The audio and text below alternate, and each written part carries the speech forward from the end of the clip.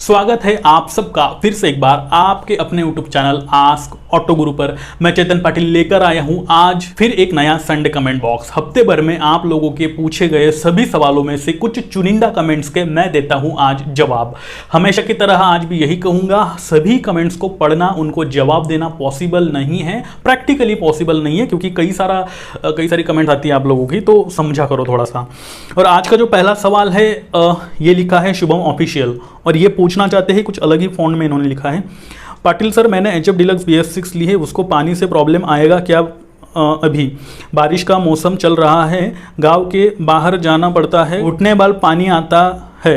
Okay, काफ़ी ज़्यादा पानी आता है मतलब, तो कुछ प्रॉब्लम तो नहीं होगा सर? साइलेंसर को प्लीज़ रिप्लाई सर। देखो ऐसा है, ओके, तो शुभम जी, आपके अगर गाड़ी साइलेंसर जो है पानी उसमें चला जाता है तो डेफिनेटली प्रॉब्लम तो आएगा ही, लेकिन गाड़ी का जो ग्राउंड क्लियरेंस होता है वो सफिशिएंट होता है, उससे भी थोड़ा सा ऊपर होता है आपका साइलेंसर।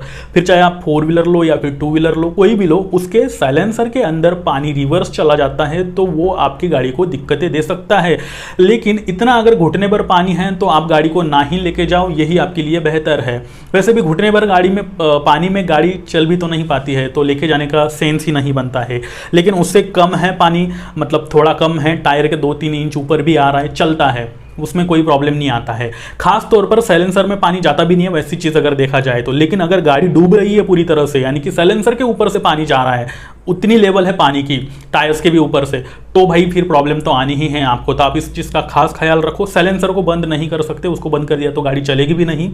तो आपको सोल्यूशन, आपको यही मैं बताना चाहूँगा कि आप आपकी गाड़ी को मत लेके जाओ पानी के अंदर, अगर इतना ज़्यादा पानी है तो। अदरवाइज आप लेके जा सकते हो, कम पानी है तो। बढ़ते हैं आगे। अगला जो सवाल है वो है गोस्वामी जी, आज बैल ने बाइक के टक्कर मार दी तो क्या मुझे इंश्योरेंस मिलेगा? मेरे पास फर्स्ट पार्टी इंश्योरेंस है, कुछ प्लास्टिक का सामान डैमेज हुआ है। अब बैल ने खुद होकर टक्कर मारी है, अब ये कितना डैमेज हुआ है आपका आप ही को पता है। देखो ऐसा होता है हर किसी इंश्योरेंस कंपनी के, आपने कौन सी गाड़ी ली है ये आपने मेंशन नहीं किया है, किन थर्ड पार्टी से आपने इंश्योरेंस निकलवाया है ये भी मेंशन नहीं किया है।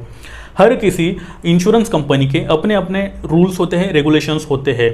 अब अगर इसमें आपके ये डैमेज हुए पार्ट की अगर भरपाई करने में ये सक्षम है तो डेफिनेटली आप क्लेम कर सकते हो, वो आपको दे देंगे। इसके ऊपर एक पर्टिकुलर वीडियो बना दूंगा मैं। वैसे इंश्योरेंस के अंदर क्या क्या होना चाहिए, क्या नहीं होना चाहिए, किन चीज़ों का आपको ध्यान रखना चाहिए, कौन से टर्म्स कंडीशंस अच्छे से पढ़ करके आपको जो है समझ लेना है, अदरवाइज आप बुरी तरह से फंस सकते हो, क्योंकि काफ़ी छोटे छोटे अक्षरों में लिखा हुआ होता है। वो बहुत ही जल्द आपको वो वीडियो मिल जाएगा, उसके लिए आप वेट करो। फिलहाल तो आप इतना करो कि आपने जिस कंपनी से इंश्योरेंस निकाला हुआ है उनके कस्टमर केयर को फ़ोन करके पूछ लो कि ये ऐसा है, बैल ने मेरी गाड़ी को ठोक दिया, गाड़ी ने बैल को, जो भी है मतलब बैल ने लगा दी जो भी है लात वात, तो गाड़ी का डैमेज हो चुका है। बस वही चीज़ है, आप पूछ लो उनसे, अगर वो देते हैं तो अच्छी बात है। अगला जो सवाल हमसे पूछा है वो है दीप सरकार, और दीप सरकार जी पूछते हैं, सर मैंने 1 महीने पहले पल्सर 125 लिया था, तो अब सर्विसिंग की टाइम आ गई है, तो आपसे ये जानना है कि मैंने कौन सा इंजन ऑयल डालूं, शोरूम से बजाज की ही या बाहर से कोई दूसरा इंजन ऑयल, कौन बेस्ट रहेगा long life and smooth ride के हिसाब से? Please reply me sir, bye, take care, thank you actually. तो देखो ऐसा है, ये सवाल, इसका जवाब मैं कई बार दे चुका हूँ मेरी अक्सर अलग अलग वीडियोस में। आप वीडियोस देखते नहीं हो और फिर सवाल करते रहते हो, फिर भी मैं बता देता हूँ, मेरा तो काम ही है आपके सभी सवालों के जवाब देना, क्योंकि यही अपने चैनल की पहचान ही है, यहाँ पर सभी का रिप्लाई मिल जाता है। खैर वो अलग बात है। दीप सरकार जी, देखो ऐसा है कि आपको जब तक आपकी पूरी सर्विसिंग कंप्लीट नहीं हो जाती, फर्स्ट, सेकेंड, थर्ड, तब तक आपको कंपनी वालों ने जो जैसे जैसे बताया है वैसा ही करना है, अदरवाइज कंपनी की वारंटी डेड हो जाएगी। और ऐसा हो जाता है तो कंपनी वाले सीधा हाथ खड़ा कर लेंगे, आपकी गाड़ी में जो भी नेक्स्ट टाइम कुछ प्रॉब्लम आएगा उसके जिम्मेदार आप खुद रहोगे। ये बात ध्यान में रखना। फिर वो चाहे कोई भी कंपनी हो, बजाज हो, हीरो हो, होंडा हो, यामा हो, सुजुकी हो, कोई भी वटेवर जो भी कंपनी होती है, TVS ही क्यों ना हो, सभी जो भी है, तो आप इस चीज़ का स्पेशली ध्यान रखना, आपको ऐसा नहीं करना है, जो कंपनी रिकमेंडेड ऑयल है वही डालना है एटलीस्ट 3 सर्विसिंग तक। और वैसे भी आपने बजाज का पूछा है, तो बजाज का ऑयल भी अच्छा ही होता है अगर आप नॉर्मल यूज़ करते हो। बहुत ही ज़्यादा लंबी राइड हो जाती है आपकी और अक्सर होती है तो आपको दूसरे इंजन ऑयल की ज़रूरत पड़ती है, हायर ग्रेड की। अदरवाइज ये इंजन ऑयल, मैं तो खुद मेरी गाड़ी में बजाज का ही यूज़ करता हूँ, मेरे पास भी है पल्सर 150, एवेंजर 180, डिस्कवर, तो सभी में मैं जो कंपनी ने रिकमेंड किया हुआ है वही डालता हूँ। मैंने अभी भी चेंज नहीं करा हुआ है और मेरी अक्सर लॉन्ग राइड हुआ करती है, तो मुझे अभी तक कोई प्रॉब्लम नहीं आया। तो मैं आपको भी यही सजेस्ट करूँगा, आप कंपनी वाले डाल सकते हो।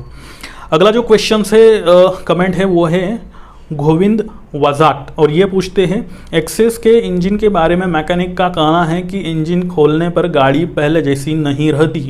किस मैकेनिक ने कहा आपको ये ऐसा? मतलब नहीं समझा मैं। मतलब ऐसा है, आप जो कहना चाहते हो शायद ये हो सकता है कि एक बार अगर इंजन खुल गया उसका, तो दोबारा से वो गाड़ी जो पहले परफॉर्मेंस मिला करता था आपको वैसा नहीं मिल पाएगा। तो आप ये सच मानते हो? और आप लोग जो वीडियो देख रहे हो, क्या आप भी इस बात को सच मानते हो?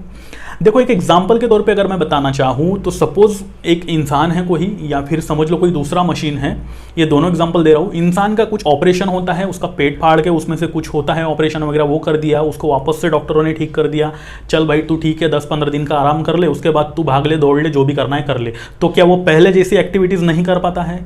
ऐसा तो नहीं है, थोड़ा टाइम लगता है उसे, उस इंसान को जिंदा होकर, जिंदा इट मीन्स चलने फिरने में, उसके बाद तो वो नॉर्मल अपनी लाइफ जीने लग जाता है।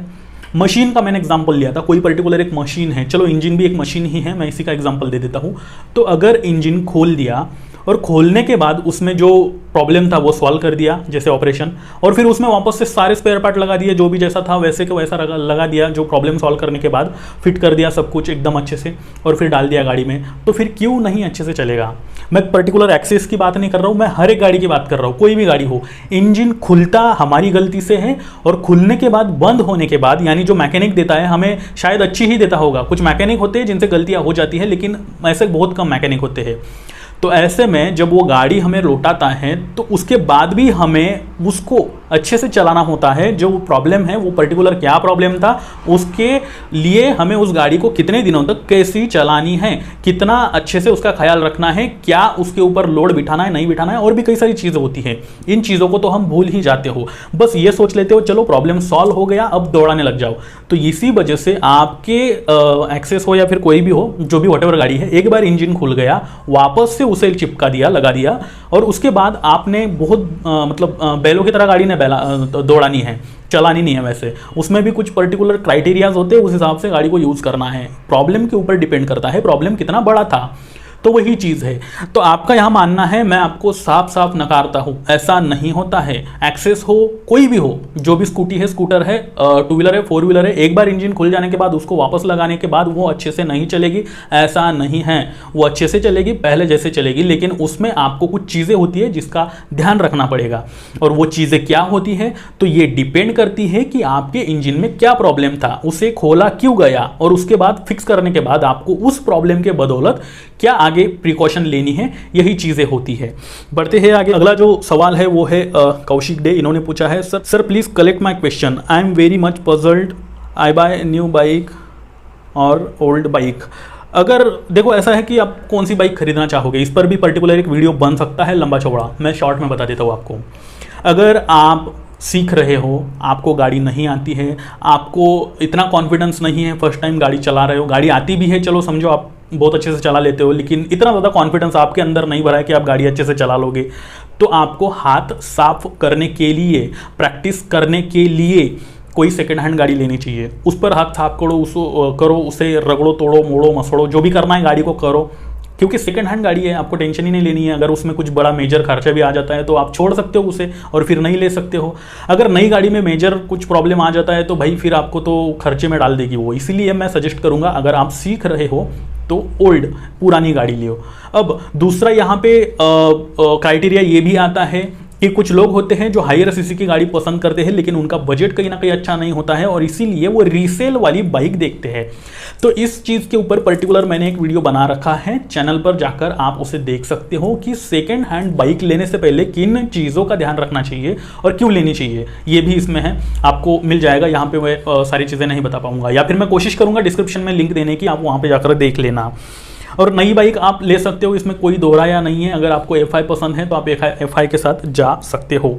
अगली जो कमेंट है वो है LK प्रजापति मायांग, और ये लिखते हैं इंजन और हीट पर वीडियो बनाओ भाई, स्प्लेंडर प्लस i3s BS6। जी हाँ, पर्टिकुलर इस सब्जेक्ट पर एक वीडियो बन सकता है और इस पर मैंने जल्द ही वीडियो लाने का मतलब लास्ट टाइम भी कोशिश करी थी, लेकिन माइक का मेरा प्रॉब्लम था जैसे आप लोगों को पता ही है, और कुछ बिजी भी था दूसरे कामों में, इसलिए मेरे वीडियोज़ जो है फ्लुएंटली नहीं आ पा रहे। अब आगे से आपको कंटिन्यूसली वीडियो मिलते रहेंगे ज्ञान की बात आपके साथ, जो सैटरडे को आपको मिलता है, उसी के बाद संडे कमेंट बॉक्स जो संडे को मिलता है, और उसके नेक्स्ट डे आपकी बात आस्क ऑटो गुरु के साथ। तो सैटरडे संडे मंडे ये 3 एपिसोड कंटिन्यूसली आते हैं, जो ये चैनल पूरे ज्ञान का भंडार ही है, आप समझ लो, क्योंकि यहाँ पे रिव्यूज़ भी शेयर किए जाते हैं, ओनरशिप रिव्यूज़ भी शेयर किए जाते हैं ज्ञान की बात आपके साथ, जिस तरह से किसी गाड़ी में क्या फंक्शन है, क्या काम करता है, इंजन कैसे काम करता है, ऑयल कितने टाइम बाद चेंज करना चाहिए, टायर्स कौन से डालने चाहिए, अलग अलग सवालों पर अलग अलग वीडियोज़ बनाए जाते हैं। तो अगर आप इस चैनल पर नए हों तो इसे सब्सक्राइब ज़रूर कर लेना। और फिर से एक बार रिमाइंड करना चाहूँगा, कल आने वाला है मंडे को हम डालते हैं आपकी बात आस्क ऑटो गुरु के साथ। अगर आपके पास किसी भी तरह की कोई व्हीकल है, आप उसे यूज़ कर रहे हो, तो आप आपका एक्सपीरियंस हमारे साथ शेयर कर सकते हो, इसी वीडियो के नीचे कमेंट में लिख कर भेजो, प्रोज क्या है कॉन्स क्या है, या फिर इंस्टा पर फॉलो करके आप मुझे आपका एक्सपीरियंस बता सकते हो, कौन सी गाड़ी आप यूज़ कर रहे हैं, कितने किलोमीटर बाद क्या एक्सपीरियंस आपको मिल रहा है, कितना खर्चा हुआ, वटेवर जो भी चीज़ें होती हैं। इसी के साथ अगर आप चाहते हो कि आपके कार और बाइक से रिलेटेड सभी सवालों के जवाब, इनफैक्ट सभी प्रॉब्लम्स के सॉल्यूशन आपको एक ही जगह पे अवेलेबल हो जाए ऐसा लगता है, तो जी हाँ, ये चैनल सिर्फ आपके लिए है, इसे सब्सक्राइब करना ना भूलें। अब मैं चेतन पाटिल लेता हूं आपसे विदा, और फिर से मिलता हूं ऐसे ही किसी नए इंटरेस्टिंग वीडियो के साथ। तब तक के लिए नमस्कार।